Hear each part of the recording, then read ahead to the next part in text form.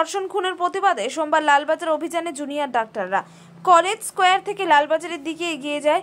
তারা আরজিকর কাণ্ডের তদন্তে পুলিশের ব্যর্থতার অভিযোগ জুনিয়র চিকিৎসকদের মুখে। এদিন মিছিল আটকাতে তৈরি হয় লালবাজারে ফিয়ার্স লেনে তৈরি হয়েছে ব্যারিকেড, শিকলে তালা বেঁধে তৈরি হয়েছে ব্যারিকেড। ডিএ আন্দোলনকারীদের যৌথ সংগ্রামী মঞ্চ যোগ দিয়েছে এই মিছিলে। এই মিছিলের জেরে কার্যত স্তব্ধ বিবি গাঙ্গুলি স্ট্রিট, বউবাজারে বজ্র আটুনি, মিছিল রুখতে লাঠি ঢাল হাতে পুলিশ। ফিয়ার্স লেনে 9 ফুটের ব্যারিকেড, লালবাজার কার্যত দুর্গের রূপ নিয়েছে। আন্দোলনকারীদের বক্তব্য, শুরু থেকেই আমরা পুলিশের নিষ্ক্রিয়তা দেখছি।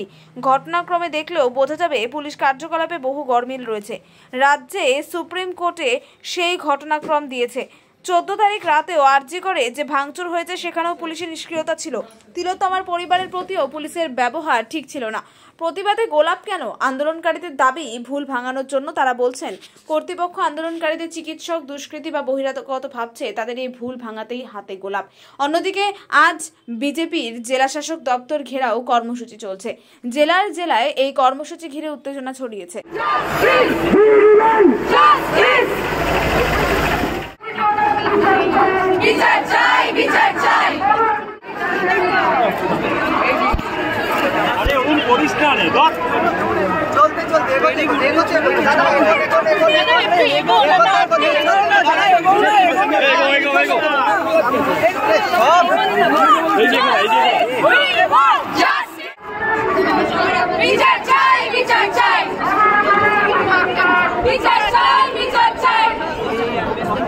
ঠিক আছে।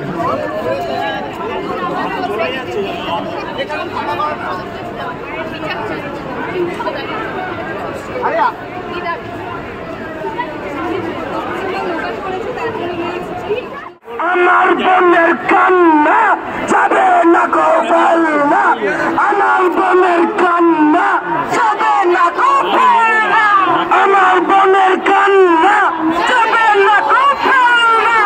এ লড়াই লড়ছে কে? তুমি আমি আবার কে? এ লড়াই লড়ছে কে? তুমি আমি আবার কে?